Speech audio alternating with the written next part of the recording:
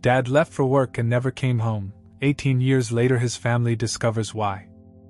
Rachel Bennett woke to the gentle beep of her alarm clock at 6:30 a.m. She reached over to find the other side of the bed empty, the sheets cool to the touch. Nothing unusual there. David always rose before the sun to prepare for work. He'd kiss her forehead before leaving their bedroom. A ritual so familiar she sometimes felt it in her dreams.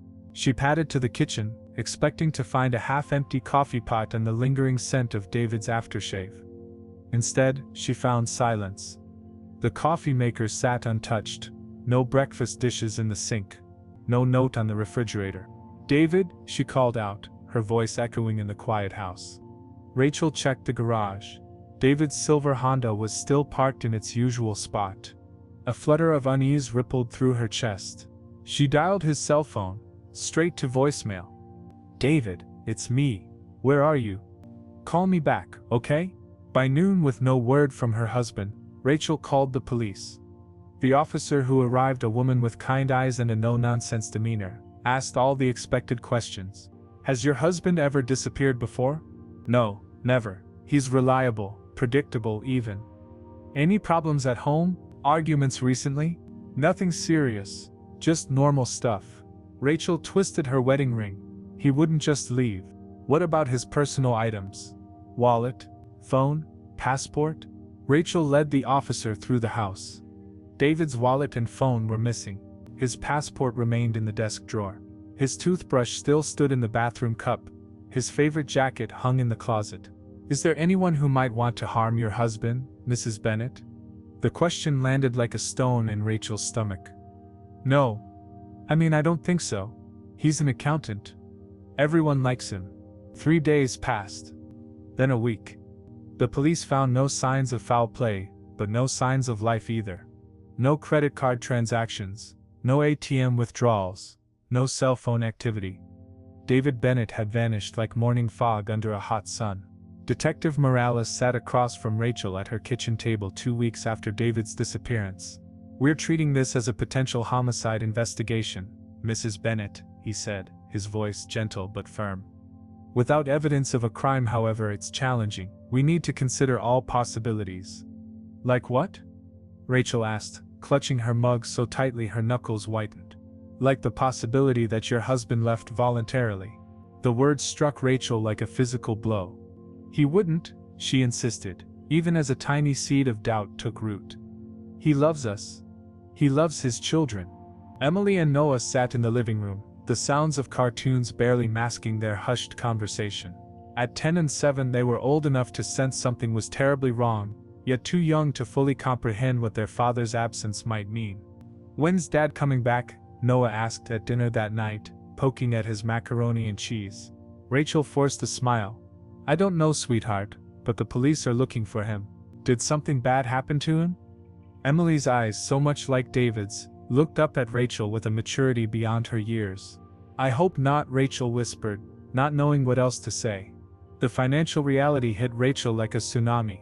David had handled their finances. She'd never worried about bills or budgets, not out of disinterest but out of trust. Now she found herself pawing through stacks of papers, trying to make sense of their situation. The mortgage payment was due. Then the car insurance. Then the credit card bill. Rachel found herself staring at their checking account balance with growing horror. David's last paycheck had been automatically deposited, but it wouldn't cover everything. And there would be no more paychecks. She called David's employer, Wheeler & Associates, where he'd worked as a senior accountant for 12 years. "I'm terribly sorry, Mrs. Bennett," Mr. Wheeler said. "We're all shocked by David's disappearance. He was one of our best. I need to know about his benefits," Rachel said, hating how her voice trembled. "His life insurance policy. Our health insurance." The silence on the line spoke volumes. "Mrs. Bennett, without confirmation of death, the insurance company won't process a claim." "I'm sorry." Rachel hung up and sank to the kitchen floor, pressing her palms against the cool tiles. Outside, she could hear Emily teaching Noah how to ride his bike without training wheels. David had promised to do that this summer. "You can do it, Noah. Just keep pedaling," Emily called out, encouragingly. Through the window, Rachel watched her daughter steadying the bicycle seat, running alongside her little brother, stepping into the void their father had left. The police investigation stalled. No body, no crime scene. No motive, no suspects. Just an ordinary man who went to work one day and never came home. Rachel hired a private investigator, spending money she couldn't afford. Most people who disappear leave digital footprints, the PI explained. Credit card trails, phone records, social media activity. Your husband left nothing. That's unusual. What are you saying? Rachel asked. I'm saying that either someone was very thorough in making your husband disappear, or he was very thorough in disappearing himself. Rachel finished, the words bitter on her tongue. Days stretched into weeks, weeks into months. The children asked about their father less frequently, as if his absence was becoming their new normal. Rachel found herself lying awake at night, replaying their last evening together, searching for clues she might have missed. They'd had spaghetti for dinner. David had helped Noah with his math homework.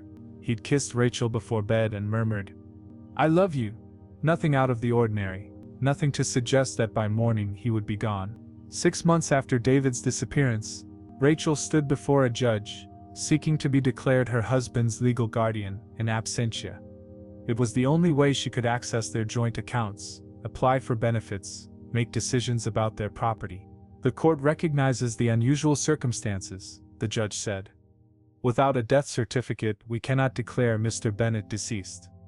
However, given the evidence of his unexplained absence and the need to provide for minor children, the court grants temporary guardianship. It wasn't enough. The life insurance company still refused to pay the policy. 7 years, the agent explained dispassionately. That's how long a person must be missing before being legally presumed finished without a body. 7 years, Rachel imagined Emily at 17, Noah at 14, still waiting for answers that might never come. She took a job as a receptionist at a doctor's office. Then a second job waiting tables on weekends. The children went to after-school programs, while she worked. At night she took online courses in accounting, ironically following in David's professional footsteps because it offered the best chance for a stable income. Mom, Jaden says Dad ran away because he didn't want to be with us anymore, Noah reported one day after school, his lower lip trembling. Is that true? Rachel gathered her son in her arms, breathing in the scent of playground dirt and fruit snacks. No, baby, your dad loved you very much. Something happened to him. Something we don't understand yet. But as months turned to years, Rachel found her certainty wavering. The police file collected dust, the private investigator had nothing new to report, and sometimes, in her darkest moments, Rachel found herself wondering if Jaden might be right. Emily grew quieter, more serious. At 12 she started keeping a journal filled with theories about her father's disappearance. Kidnapping, amnesia, witness protection. Each explanation more elaborate than the last, anything to avoid the simplest one, that David had chosen to leave them. Noah, by contrast, grew angry. His temper flared at the mention of his father. He tore down the family photos that included David. He stopped responding when teachers asked about his dad on Father's Day. Through it all, Rachel kept moving forward, one foot in front of the other. Working, parenting, surviving, but never truly living. She existed in a strange limbo, not quite a widow, not quite a wife, just a woman with a question mark where her marriage used to be. On the 5th anniversary of David's disappearance, Rachel finally packed away his clothes. She couldn't bear to give them away, so she stored them in the attic, each folded shirt and pair of pants a tactile memory of the man who had worn them. As she zipped the final storage bag, Rachel made a quiet promise to herself. She would stop actively searching, she would focus on raising her children, on building a life that didn't revolve around an absence. But she would never stop wondering, and she would never stop hoping that someday, somehow, she would learn the truth about what happened to David Bennett on that ordinary Tuesday morning when he walked out the door and vanished from their lives. 18 years, 6,570 days since David Bennett disappeared. Rachel stood at her bathroom mirror, noting the silver strands now outnumbering the brown in her hair. At 52, her face carried the map of her struggles, lines etched around her eyes from years of worry, creases beside her mouth, from forcing smiles for her children's sake. She'd built a life from the ruins of abandonment, earned her accounting degree, and now managed a small firm's finance department. Yet part of her remained frozen in time, waiting for answers. The doorbell rang. Rachel's heart lifted. Emily was here. "Mom!" Emily embraced her mother, her engagement ring catching the light. At 28, Emily had grown into a poised young woman with her father's eyes and her mother's resilience. She worked as a marketing director for a tech company in Boston, her life carefully constructed and controlled, perhaps a response to the chaos of her childhood. Behind her stood her fiancé James, tall and solid with kind eyes. A man nothing like her father, which Rachel suspected was entirely intentional. "Where's Noah?" Emily asked, glancing around the modest home she'd grown up in. "Running late as usual," Rachel replied with a practiced smile. "You know your brother." Noah arrived an hour later, his entrance announced by the rumble of a motorcycle. At 25, he wore his anger like armor. He had David's height and build, but deliberately kept his hair long and his face stubbled. Perhaps to erase any resemblance to the father who abandoned him. "Sorry," he muttered, dropping his helmet on the counter. Got caught up at the garage. Noah had channeled his restlessness into becoming a motorcycle mechanic, working with his hands to fix things he could understand, unlike the broken pieces of his family. Over dinner, Emily shared her news. "James and I bought tickets for that Mediterranean cruise. 10 days along the coast, Italy, France, and Spain." She reached for her mother's hand. "We want you and Noah to come with us." "My treat," Noah snorted. "Some of us have jobs we can't just leave."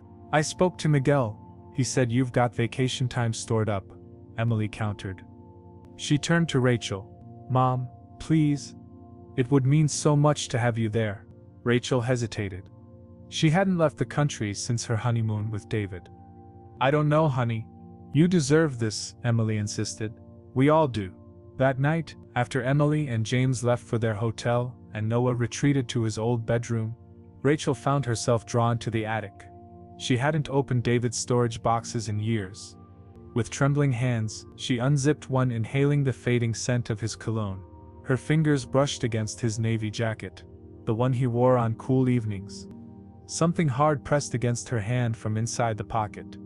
Rachel reached in and pulled out a key, small and brass with a tag attached. The handwritten letters AS were faded, but legible. Rachel stared at the key, her mind racing. In 18 years of searching, how had she missed this? She'd emptied every pocket, checked every drawer, hadn't she? The next morning, she showed the key to her children. AS, Noah turned it over in his palm. "What does that even mean?" "I don't know," Rachel admitted. "It could be anything. A safety deposit box, a storage unit." Emily took the key, studying it intently.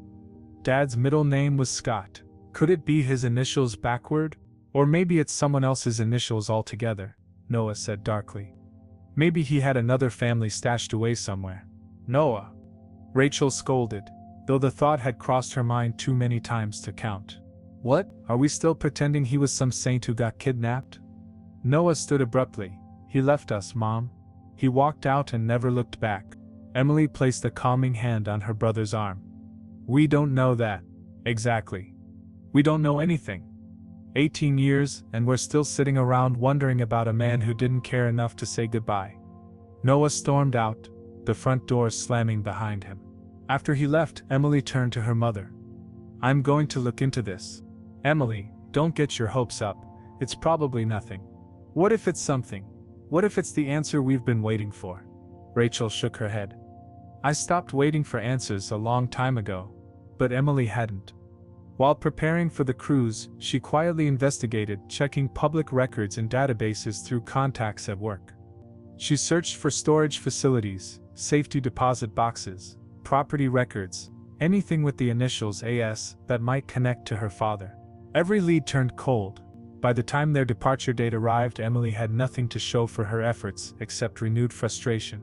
As they boarded their flight to Barcelona, where they would embark on their cruise, Emily tucked the mysterious key into her passport holder. She'd come to terms with her father's absence years ago, or so she told herself. She'd built a good life, found love, planned a future. Yet she couldn't shake the feeling that somewhere across the ocean, answers awaited. She glanced at her mother, who stared out the airplane window with a mixture of excitement and apprehension. "We're going to have a wonderful time," Emily promised, squeezing her mother's hand. Rachel smiled, but her eyes held a familiar shadow. "I know we will." What neither of them realized was that this vacation, meant to celebrate new beginnings, would instead unearth the past they'd tried so hard to bury. The Mediterranean sun bathed the coastal city of Valencia in golden light as Emily strolled along the promenade, 5 days into their cruise, and she'd finally convinced her mother to enjoy a spa day while James took Noah to a motorcycle exhibition. She needed space to think, to breathe, to escape the undercurrent of tension that followed them even across an ocean. The cobblestone streets of the old town twisted and turned, leading her away from the tourist-filled harbor. Emily wandered aimlessly, admiring the blend of ancient architecture and modern boutiques. A cool breeze carried the scent of salt and citrus as she turned onto a quieter street lined with high-end galleries and shops. That's when she saw it. A sleek, modern building with floor-to-ceiling windows. Above the entrance, elegant lettering spelled out Astor Studios. Emily froze mid-step, her hand instinctively reaching for the key in her pocket. Astor Studios. Coincidence? It had to be. But her heart hammered against her ribs as she approached the entrance, drawn by an invisible thread. A small placard beside the door announced, "Private Exhibition, Daniel Astor, Reflections of Absence. By invitation only." Emily hesitated, then pushed through the door with feigned confidence. A young woman with a tablet looked up from the reception desk. "May I help you?" "I'm here for the exhibition," Emily said, surprised by the steadiness in her voice. The receptionist scanned her tablet. "Your name?" Emily thought quickly. "I'm with the Boston Arts Review." The lie came easily, leveraging her marketing background. "We're doing a feature on European galleries." The woman hesitated, then smiled. "Mr. Astor always appreciates international press. Please, go in." The gallery opened into a soaring space, minimal and pristine. Abstract paintings hung on stark white walls, each illuminated perfectly. A small crowd of well-dressed patrons circulated with champagne flutes, speaking in hushed tones of appreciation. Emily moved through the space, barely registering the artwork. She was searching for the artist, this Daniel Astor. The key felt heavy in her pocket, like a burning coal. Near the center of the gallery, a group gathered around a tall man with salt and pepper hair, gesturing as he explained his work. He wore an impeccably tailored charcoal suit, a far cry from the department store clothes. Emily remembered from childhood, but there was no mistaking the slope of his shoulders, the way his head tilted slightly when he listened. David Bennett, her father. Emily's vision tunneled. The room seemed to spin as 18 years of questions compressed into a single breathless moment. He was alive. He was here. He was thriving. She steadied herself against a column, watching as he charmed his audience. His face had weathered with age, lines around his eyes, deeper creases beside his mouth, but he looked vibrant, healthy, happy. He laughed at something a woman said, and the sound pierced Emily like a physical blow. How many times had she strained to remember that laugh? How many nights had she fallen asleep trying to conjure the sound of his voice? A waiter offered her champagne. Emily took the glass without thinking, grateful for something to do with her trembling hands. She circled the room, maintaining distance while absorbing every detail. The way he gestured when excited, the slight Massachusetts accent that still colored certain words, the wedding ring absent from his left hand. Daniel Astor. The name rolled through her mind. Not a hostage, not a victim of amnesia or violence, just a man who'd chosen a different life, a better life than the one he'd shared with them. "Are you enjoying the exhibition?" A voice startled her from her thoughts. Her father stood before her, polite interest in his eyes, no recognition. None at all. Emily's practiced composure nearly shattered. Up close, the resemblance between them was unmistakable, the same hazel eyes, the same arch of eyebrows. How could he not see it? "Very much," she managed, her voice a stranger's. "Your work is revealing." He smiled, pleased. "That's kind. I don't believe we've met." "Daniel Astor." He extended his hand. Emily took it, feeling the surreal sensation of shaking hands with her own father. Emily, she withheld her last name, unsure what it would trigger. "Boston Arts Review." "Boston?" Something flickered across his face, so brief she might have imagined it. I lived near there once, lifetime ago. What brought you to Spain? The question burned with double meaning. A fresh start. His eyes grew distant. Sometimes we need to reinvent ourselves to discover who we truly are. He gestured to a large canvas nearby. That's what my work explores. Transformation through absence. The irony struck Emily with such force she nearly laughed. Or screamed. Instead, she nodded thoughtfully and raised her phone. Would you mind if I took some photos for my article? Not at all. He posed beside one of his paintings. Emily's hands shook as she captured several images, making sure to get clear shots of his face. Evidence, proof for her mother and brother that the ghost that haunted their lives was flesh and blood, living under Spanish skies. I should circulate, he said apologetically. Please enjoy the exhibition. The catalog is available at the front desk. Emily watched him walk away, her mind racing. Should she confront him now? Demand answers in front of his sophisticated friends? Create a scene that would satisfy 18 years of rage? No. She needed her family with her. Rachel deserved to look him in the eye. Noah deserved his chance for answers. At the reception desk, Emily collected a glossy catalog featuring Daniel Astor's work and biography. The young woman smiled. Will you be in Valencia long? Mr. Astor is hosting a reception at his estate tomorrow evening. His estate?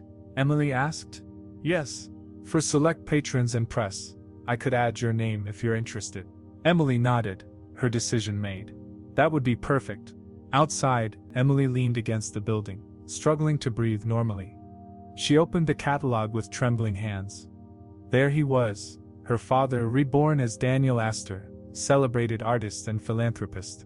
The biography mentioned nothing of a previous life, previous family. According to this carefully crafted narrative, Daniel Astor had studied art in Paris before establishing himself in Spain 15 years ago. A clean slate, a complete erasure. Emily started walking, her mind whirling with shock and purpose. Tomorrow, her father's carefully constructed new life would collide with the family he'd left behind. And nothing would ever be the same again. It's him. It's really him. Rachel's voice was barely audible as she stared at the photos on Emily's phone. Her hands trembled so violently that Emily had to steady them. They sat in Emily's cruise cabin, the Mediterranean visible through the porthole window. The ship was docked in Valencia for 2 more days, an unexpectedly fortuitous extension. That son of a bitch! Noah paced the small cabin like a caged animal. All these years, all the birthdays, graduations, holidays. His voice cracked. He's been living it up as some fancy artist while we thought he was finished. James sat quietly in the corner, providing silent support to his fiancée as her world imploded. I have an invitation, Emily said, to his estate. Tonight. His estate? Noah's laugh was hollow. Of course. While Mom worked 2 jobs to keep us fed, Rachel hadn't spoken since her initial recognition. She touched the screen, tracing the outline of her husband's face. He looks happy. The simple observation hung in the air, devastating in its truth. We're going, Noah declared. All of us. I want to look him in the eye when he tries to explain why he abandoned his family. Emily glanced at her mother. Mom? You don't have to. Yes, I do. Rachel straightened, something hardening in her expression. I've spent 18 years wondering if he was finished or alive. I need to know why. Daniel Astor's estate sat on a cliff overlooking the sea, a modernist vision of glass and stone surrounded by manicured gardens. A security guard checked their names against a list. Emily held her breath, half expecting to be turned away, but the guard nodded and directed them inside. The interior was minimalist but luxurious, high ceilings, abstract art, expansive views of the Mediterranean. About 30 guests mingled in the great room, sipping champagne and discussing art in multiple languages. There he is, Emily whispered. David, now Daniel, stood by a wall of windows, deep in conversation with an elegantly dressed couple. He wore a linen suit, casual yet refined, looking every bit the successful European artist. I'm going to be sick, Rachel murmured, gripping Emily's arm. Before they could formulate a plan, Noah strode directly toward his father. Emily and Rachel hurried after him, James following protectively behind. David was mid-sentence when he noticed them approaching. The color drained from his face. The champagne flute in his hands slipped, shattering on the marble floor. "Excuse us," Noah said to the startled couple. "Family reunion." The room didn't go silent. This wasn't a movie, but a ripple of curious attention spread around them. David's shock gave way to composed resignation. "Perhaps we should speak privately," he suggested, gesturing toward a hallway. "Why?" Noah's voice was loud enough to draw stares. "Ashamed to introduce your real family to your new friends?" "Noah." Rachel placed a restraining hand on her son's arm. Her eyes never left David's face. "We'll speak privately." David led them through the house to a study lined with books. The doors closed behind them with a soft click, sealing them into an intimate space scented with leather and expensive cologne. For a long moment, nobody spoke. 18 years of absence stretched between them like a chasm. "Rachel," David finally said, his voice softer than Emily remembered. "You look well." Rachel's laugh was brittle.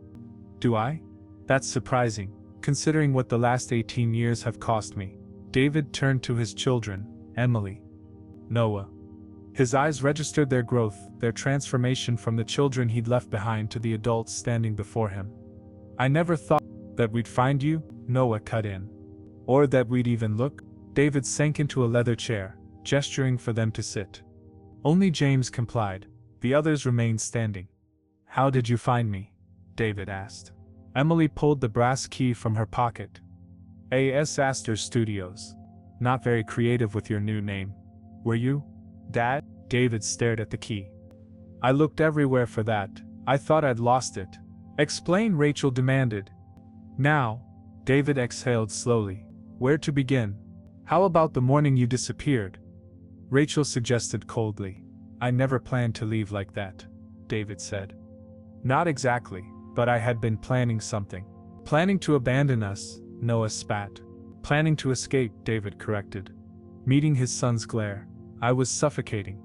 The mortgage, the routine, the endless responsibilities. I wanted more. I wanted freedom. "Freedom from us," Emily clarified, her voice steady despite the tremor in her heart.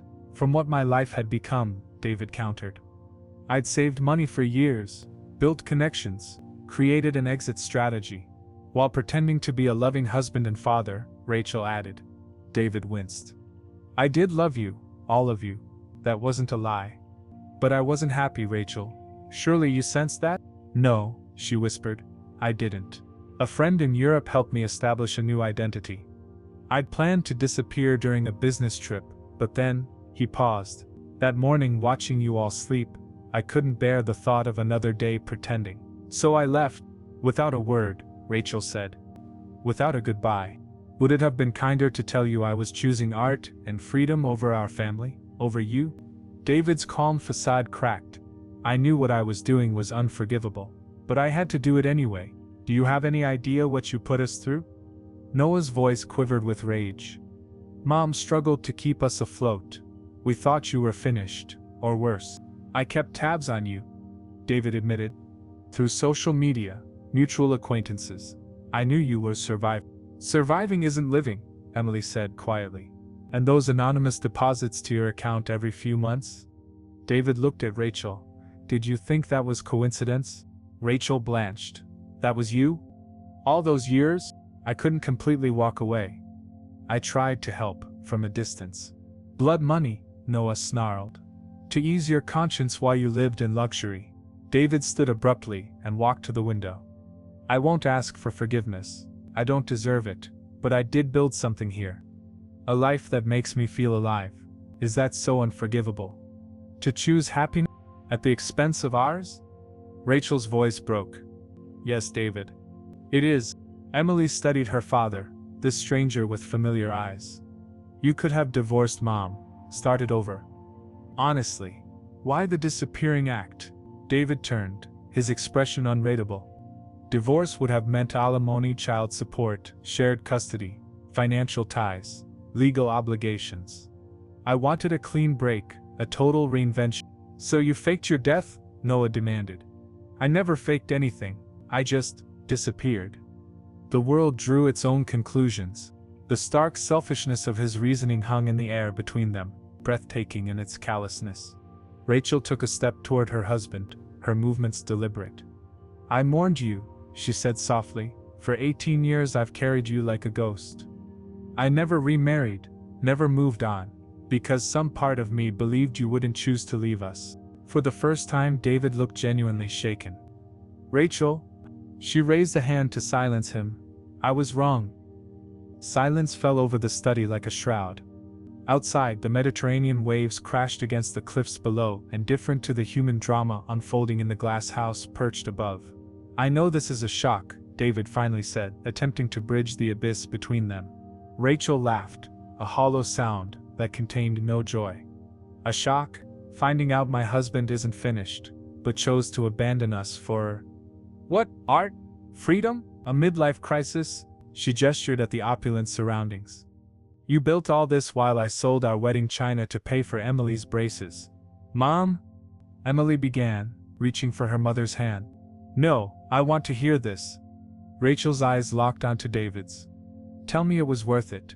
Tell me your happiness was worth our suffering. David's composure slipped. It wasn't that simple. It seems very simple to me, Noah interjected, stalking toward his father until they stood face to face. The resemblance between them was startling. Same height, same build, same stubborn set of jaw. You chose yourself over us. Period. I couldn't be the husband and father you deserved, David said quietly. Not when I was so incomplete myself. So rather than work through your issues like an adult, you ran away like a coward. Noah shot back. Do you have any idea what that did to us? To me? David flinched, but held his ground. I watched you grow up from afar. Your high school graduation, your motorcycle shop opening. Noah's face went ashen. You were there? You actually showed up to spy on us? Not spy. Just, I needed to know you were okay. We weren't okay, Noah's voice cracked with emotion. Mom worked herself to exhaustion. Emily grew up overnight to help raise me. I spent years in therapy trying to understand why I wasn't enough to make my father stay. James stepped forward, placing a steadying hand on Noah's shoulder. The younger man trembled with rage, but allowed himself to be guided to a chair. Emily, who had been unnaturally quiet, finally spoke. How did you do it? Logistically, I mean. David seemed relieved by the practical question. I had been planning for nearly a year, created a separate bank account, connected with an old college friend living in Paris, who helped with the initial paperwork for a new identity. The timing was impulse, but the infrastructure was in place. And the money you sent us? Emily pressed. I established a trust that made anonymous deposits. I couldn't bear the thought of you struggling. How magnanimous, Rachel said bitterly.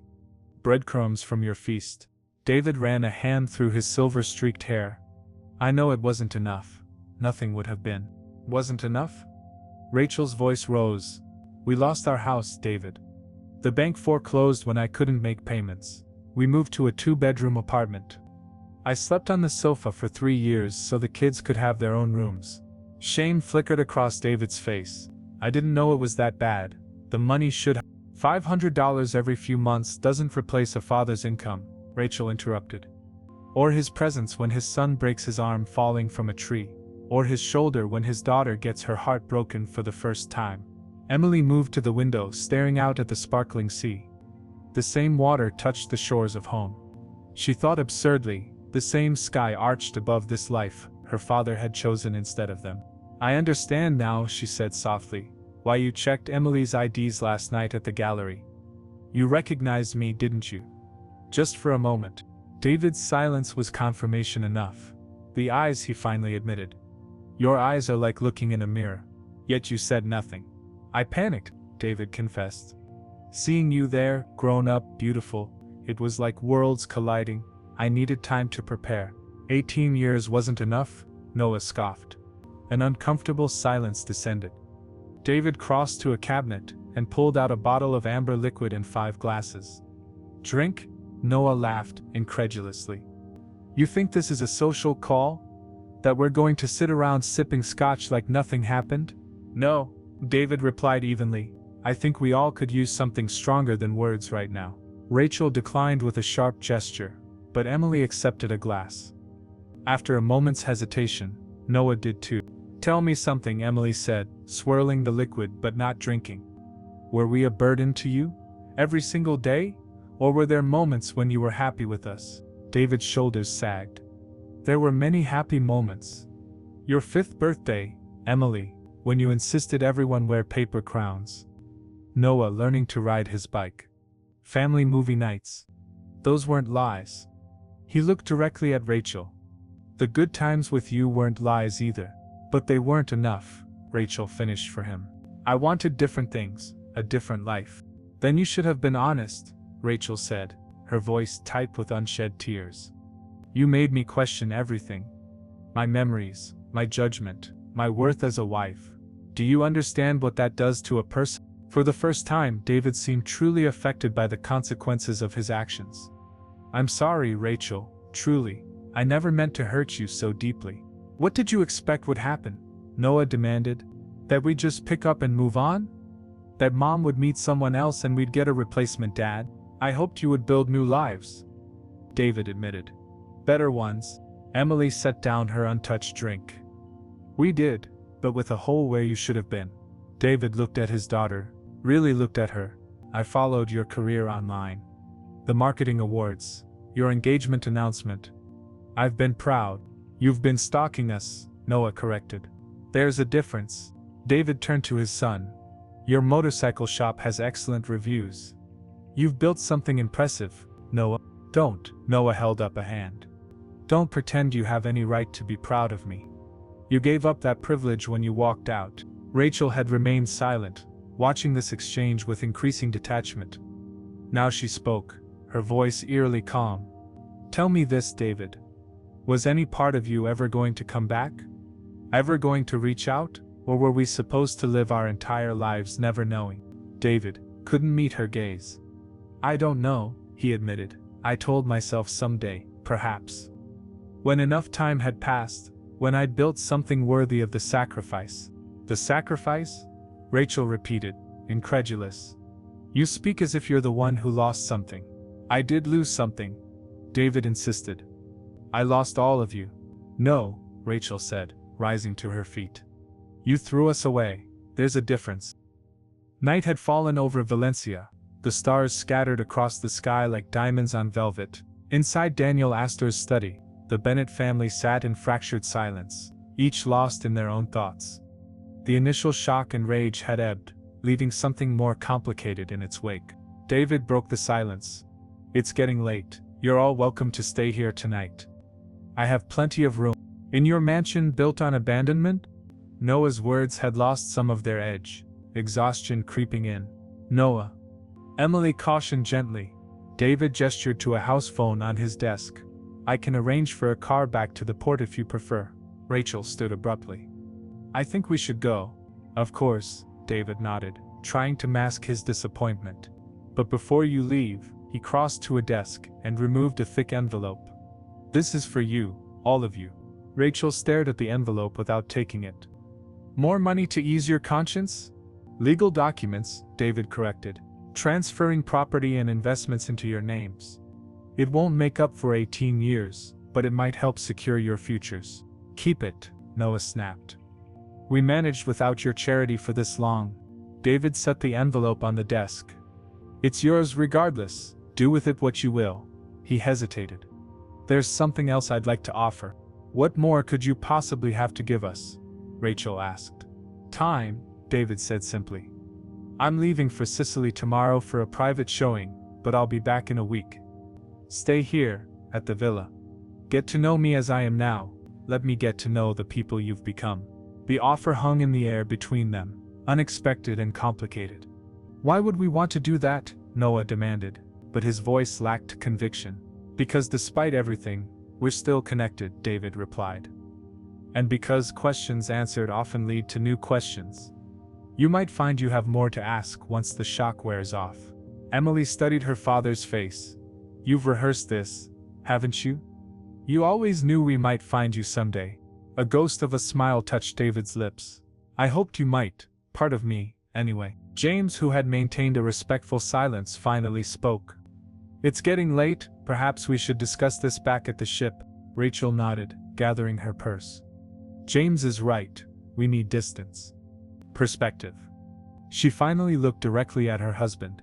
Goodbye, Dave. The word carried the weight of finality. She turned toward the door, James moving to follow her. Noah stood too, towering over the father he'd once idolized. 18 years ago, you made a choice that shaped our entire lives. Now it's our turn to choose. He glanced at the envelope on the desk. Keep your blood money, I don't want anything from you. He stalked toward the door, pausing beside his mother. Coming, Em. Emily remained seated, her expression unreadable. I'll meet you at the ship, Emily, Noah began, but Rachel placed a warning hand on his arm. It's her decision, Rachel said quietly. We each need to handle this our own way. Noah's jaw tightened, but he nodded reluctantly. Rachel moved to Emily, embracing her daughter. Take all the time you need, sweetheart. After they left, silence settled over the room once more. David poured himself another drink, not meeting his daughter's eyes. You didn't have to stay. I know. Emily moved to the window, watching the headlights of the departing car wind down the hillside. Why did you? David asked. Emily turned to face him. Because I have spent my entire adult life wondering who you really were. The man Mom described, he wasn't the same man who could walk away from his family. Those two versions couldn't both be true. And now? Now I understand that people contain multitudes. Contradictions. Failings. She studied him thoughtfully. You're neither the saint Mom remembered nor the monster Noah imagines. What am I then? David asked, a vulnerability in his voice she'd never heard before. Just a man who made a devastating choice. Emily moved closer, retrieving the key from her pocket. The key? What does it open? David's expression softened. A studio apartment in Lisbon. My first place after I left. Where I started painting again. You've kept the key all these years? As a reminder of where I began this journey. He reached for it, hesitated. May I? Emily placed it in his palm. Their fingers brushed, the first physical contact between father and daughter in 18 years. What will you do now? David asked. About the others? Mom needs time, Emily said. She built her life around your absence. Finding you alive, it undermines everything she's believed for nearly 2 decades. And Noah? He was 7 when you left. Old enough to remember you, young enough to be shaped by your absence. Emily's voice hardened. He may never forgive you. I don't expect forgiveness, David said. I don't deserve it. No, Emily agreed. You don't. David flinched but nodded. And you? Will you stay? Just for a few days? Emily considered the question. Her fiancé waited at the ship. Her mother and brother needed her support. Her life in Boston required her attention. Yet something kept her rooted in this moment, facing the architect of her childhood wounds. I'll stay until tomorrow, she decided. Not for your sake, but for mine. Relief washed over David's face. Thank you. Don't thank me yet, Emily cautioned.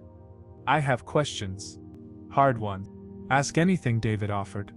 Emily settled into a chair across from her father, this stranger with her eyes and jawline. The Mediterranean wind whispered against the windows, and somewhere in the house, a clock ticked away the seconds.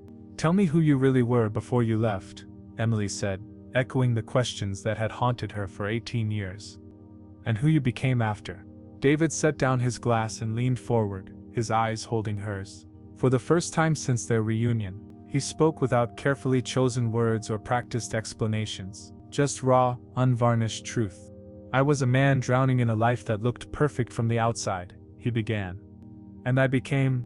Emily listened, not as a daughter seeking a father's approval, but as a woman determined to understand the human complexity behind the abandonment that had defined her life.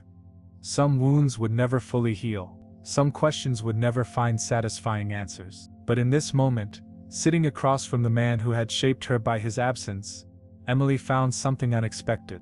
Not forgiveness. Not yet, perhaps, not ever. But understanding, and with it, the first fragile seeds of freedom from the ghost that had haunted her family for 18 years.